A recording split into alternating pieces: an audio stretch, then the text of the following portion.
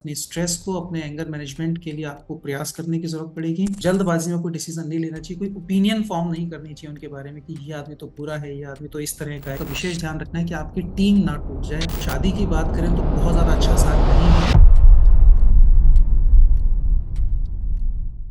अगर आपकी birth date के सभी डिजिट्स का सम टोटल एक आता है तो ये प्रिडिक्शन वीडियो आपके लिए है।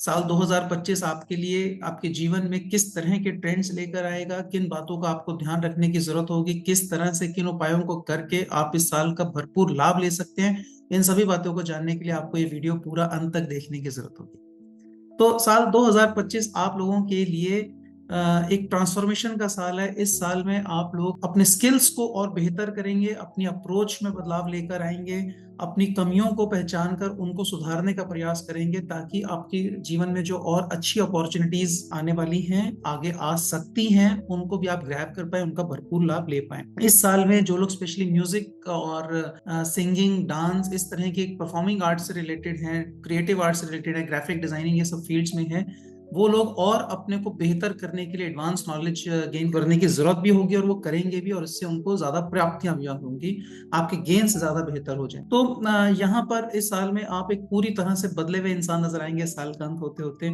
आपका पर्सपेक्टिव, आपकी अप्रोच, आपकी बेसिकली जो आपकी आइडियोलॉजी है, आपकी अप्रोच है, आपकी हेल्थ के लिए, आपके काम के प्रति, आपकी डाइट के प्रति, आपके सोशल रिलेशनशिप्स के प्रति, वो सब में एक बदलाव नजर आएगा।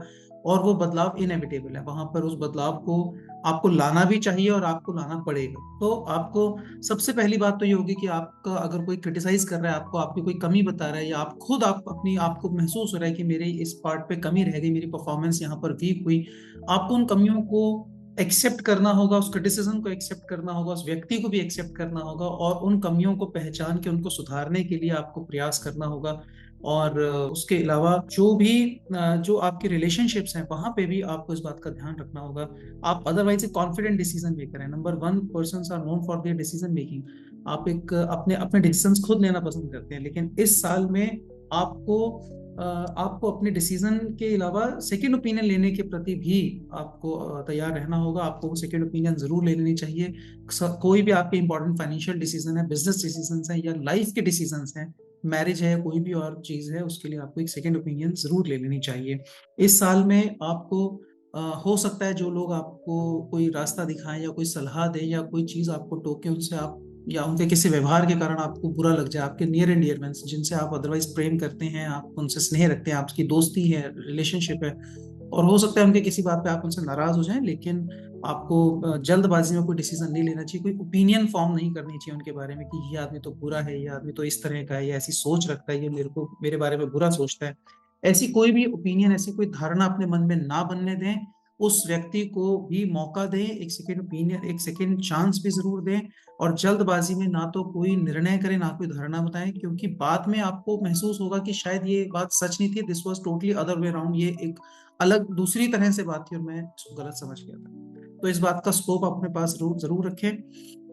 खास तौर पे जब आप अपने छोटे भाइयों से, बहनों से आप बात करें, अपने सबॉर्डिनेट से, अपने टीम मेंबर से जब आप व्यवहार करें, तो आप अपनी पेशेंस लूज ना करें, बहुत धैर्य पूर्वक आप बात करें। उनकी सेल्फ रिस्पेक्ट हर्ट ना हो जाए जाने में। नंबर एक, अपनी तेजी में रहते हैं, उनकी उनका मिशन ओरिएंटेड व्यक्ति होते हैं। नंबर एक, उनको लगता है कि भाई हमें एक काम को, एक रिस्पॉन्सिबिलिटी को पूरा करना है, लेकिन इस तेजी में कई बार आसपास के जो सहायक लोग होते हैं, टीम मेंबर्स होते हैं, वो ऑफेंडेड फील कर जाते हैं। आपको इस साल में उस बात का विशेष ध्यान रखना है कि आपकी टीम ना टूट जाए, वो लोग आपसे नाराज होकर आपको छोड़ के ना चले जाएं और आपके काम बीच में ना रुक जाए। तो इस बात के प्रति सचेत रहें। अपने स्ट्रेस को, अपने एंगर मैनेजमेंट के लिए आपको प्रयास करने की जरूरत पड़ेगी। इस साल में आपको स्पेशली मिड ईयर अराउंड मई, जून, जुलाई के आसपास में आपको ऑनलाइन फ्रॉड या कोई डिस्प्यूट, जो कोई झमेला, किस किस्म का कोई झगड़े में आप फंस जाएं, इस तरह के पॉसिबिलिटीज हैं। या फिर आपके पार्टनर की तरफ से आपको कोई परेशानियां आपके सामने हाजिर हो जाएं, इस बात की भी संभावनाएं हैं। तो उनके प्रति भी आपको ध्यान रखना है और प्रोएक्टिवली आपको यहाँ पे डील करना है। उसके प्रति पहले से ही आपको सचेत रहना है कि मेरे इस व्यवहार से या इस इन जगहों पे ऐसी पॉसिबिलिटीज हो सकती हैं, तो मैं इस बात के प्रति थोड़ा सा अलर्ट होके और उस बात पे आप सचेत होकर चलें, तो आप फायदे में रहेंगे। साल 2025 में स्पिरिचुअलिटी और ऑकल्ट साइंसेज की तरफ आपका रुझान बढ़ेगा और ये रुझान आपके लिए फायदेमंद है। आप खुद इन सब्जेक्ट्स पे आप रिसर्च कर सकते हैं, इनके बारे में और इनके अभ्यास कर सकते हैं, सीख सकते हैं, या फिर किसी एक्सपर्ट से अपने जीवन के लिए सलाह भी ले सकते हैं और ये आपके लिए बेनिफिशियल साबित होगी, आपको मदद देगी। ये साल 2025 जो भी लोग लॉ के फील्ड में ऑपरेट कर रहे हैं, लॉयर एज लॉयर हैं या लॉ की प्रैक्टिस कर रहे हैं, परफॉर्मिंग आर्ट्स की फील्ड में हैं, म्यूजिक है, कोरियोग्राफी है, डांस, डेटा साइंसेज है, हेल्थ केयर, डायग्नोस्टिक्स है, फार्मास्यूटिकल्स है, या सर्जिकल इक्विपमेंट से रिलेटेड मैन्युफैक्चरिंग है, ट्रेडिंग है, इन सब फील्ड से या इस तरह के जो दूसरे फील्ड में रिलेटेड लोगों के लिए साल विशेष रूप से फायदेमंद होगा। ये लोग अपने जीवन में, अपने काम में और बेहतरी का अनुभव करेंगे और ज्यादा बेहतर पैसा अट्रैक्ट कर पाएंगे। एक नंबर वाले लोगों के लिए साल 2025, अगर हम शादी की बात करें तो बहुत ज्यादा अच्छा साल नहीं है। इस साल में आइडियली आपको अपनी मैरिज अवॉइड करनी चाहिए, इस साल में शादी नहीं करनी चाहिए।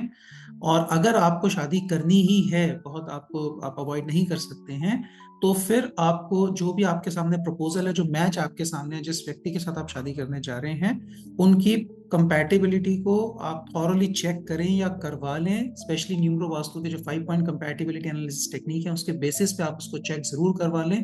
तो उससे एटलीस्ट जो भी कोई नेगेटिव पॉसिबिलिटीज हैं वो रूल आउट हो जाएंगी और आप किसी फ्यूचर कॉम्प्लिकेशन से, अपनी लाइफ में कॉम्प्लिकेशन आने से बच जाएंगे। साल 2025 में पैसे की अगर हम बात करते हैं तो जनवरी टू मार्च ये जो पीरियड है, ये आपके लिए पैसे की दृष्टि से सबसे ज्यादा अच्छा फेवरेबल पीरियड है। इस टाइम में आपके पास अच्छा पैसा आने की उम्मीद बनेगी और इस साल में आपके लिए पैसा आता रहे, ये साल आपके लिए भाग्यशाली रहे, इसके लिए आपको कुछ रेमेडीज करने की जरूरत है। और ये न्यूमरो वास्तु रेमेडीज हम आपसे शेयर कर रहे हैं, इसको आप ध्यान से सुने और इसको जरूर आप फॉलो करें।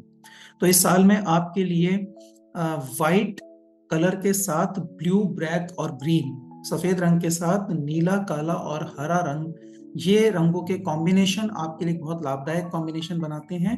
आप इनसे रिलेटेड कोई आप कपड़े भी पहन सकते हैं, आप ब्रेसलेट भी पहन सकते हैं, ऐसा ब्रेसलेट जो व्हाइट मेटल का बना हो और उसमें ब्लू या ग्रीन कलर के या दोनों मिक्स कलर के स्टोन्स वहां पे लगे हुए हों, ऐसा एक ब्रेसलेट भी आप पहन सकते हैं। इन जनरल 3, 5 एंड 6, 3, 5 और 6 अंक आपके लिए लाभदायक और सपोर्टिव रहेंगे। इस नंबर से रिलेटेड लोग आपके लिए सहायक सिद्ध होंगे। जिनकी भी बर्थ डेट जो इनिशिएटर नंबर है वो 3, 5 या 6 आता है, तो वो लोग आपके लिए सहायक रहेंगे। इन डेट्स के कॉरस्पॉन्डिंग कोई भी डेट है जिसका सम टोटल 3 या 5 या 6 आता है, ऐसी डेट्स को आप मुहूर्त के रूप में भी सिलेक्ट कर सकते हैं। आपको कोई ऑनलाइन एग्जाम के लिए डेट सेलेक्ट करनी है या कोई इंपॉर्टेंट मीटिंग डिसाइड करनी है, तो वो कौन सी डेट किस टाइम पे होगी, उसके लिए आप इन 3 नंबर्स को प्रेफरेंस दे सकते हैं। कोई भी डेट या कोई भी टाइम जिसके डिजिट्स का सम टोटल 3 बनता है या 5 बनता है या 6 बनता है, ऐसे आप डेट टाइम को सिलेक्ट कर सकते हैं। इसके अलावा 2-3 रेमेडीज भी आपको जरूर करनी चाहिए। सबसे पहले तो आपको लेट गो की प्रैक्टिस बढ़ानी है अपने इस साल में, मेडिटेशन रेगुलरली करना है, छोटी छोटी बात पे उलझना नहीं है। किसी से गलती हो गई तो उसको टोकने की जगह पे उसको आपको इग्नोर करने का अभ्यास करने की जरूरत पड़ेगी, क्योंकि टोकते ही सामने वाला बुरा मानेगा और उखड़ेगा और आपके काम में दिक्कत आ जाएगी। तो इसलिए आप एक्टिव बने रहें, आप प्रोडक्टिव रहें, आप लो फील ना करें, इसके लिए आपको लेट को भी बढ़ाना है और मेडिटेशन रेगुलर जरूर करना है। 15 से 20 मिनट या आधा घंटा आइडियली, अगर आप अकेले बैठे हैं उसमें आप अकेले बैठ के अपनी सांसों पे ध्यान करें या मेडिटेशन करें या फिर कोई अपनी हॉबी परफॉर्म करें। आपको ड्राइंग पसंद है, आपको कुछ भी क्रिएटिव परफॉर्मेंस, आपको खाना बनाना पसंद है, कुछ भी जो आपको अकेले बैठ के आप कर सकते हैं वो चीज आप कर सकते हैं अपनी पसंद का, और पूरा ध्यान आपका वहां पे लगा होना चाहिए। आप डांस भी कर सकते हैं इस टाइम में, तो वो भी एक मेडिटेशन का इफेक्ट जनरेट करेगा आपके लिए। तो अपने लिए रोज को थोड़ा समय निकालना है। इसके साथ ही अपने कुल देवी हैं उनकी रोज पूजा करें, या फिर उनका जो मंदिर है वहां पर आप रेगुलरली विजिट करें, वहां पे जाएं आप, और हो सके तो अपने बच्चों को साथ लेके जाएं। ये उपाय काफी आपको हेल्प करेगा, जो भी नेगेटिव कॉम्बिनेशन है उनको रूल आउट करने में, उनके इफेक्ट को। और फाइनली एक आप अपने घर के साउथ ईस्टर्न सेगमेंट में, अगर आप वहां पर एक कामधेनु गाय का एक प्रतिमा ला के रखें, वहां पे उनका एक स्कल्पचर आके वहां पे रखें आप, तो ये भी आपके लिए बहुत मददगार होगा नेगेटिव कॉम्बिनेशंस के इफेक्ट को रिड्यूस करने में। और जो पॉजिटिव कॉम्बिनेशंस हैं, जो नंबर्स आपके लिए फायदेमंद हैं, उनकी स्ट्रेंथ बढ़ा के साल 2025 में आपको बहुत सारे फायदे और आपको सक्सेस दिलाने में सहायक हो। तो आई ट्रस्ट कि ये न्यूरो वास्तु के जो ट्रेंड्स के एनालिसिस हैं आपके लिए, और जो सजेशंस, रिकमेंडेशंस और स्पेशली जो रेमेडीज हैं, ये इस साल 2025 में आपको बहुत सारी सक्सेस, ग्रोथ, फुलफिलमेंट और बहुत सारा प्रेम आपके जीवन में खुशियां लेकर आए, ये आपके लिए पैदा करें। और इन्हीं सारी शुभकामनाओं के साथ आप सबको I wish all the best and a very happy new year. Thank you.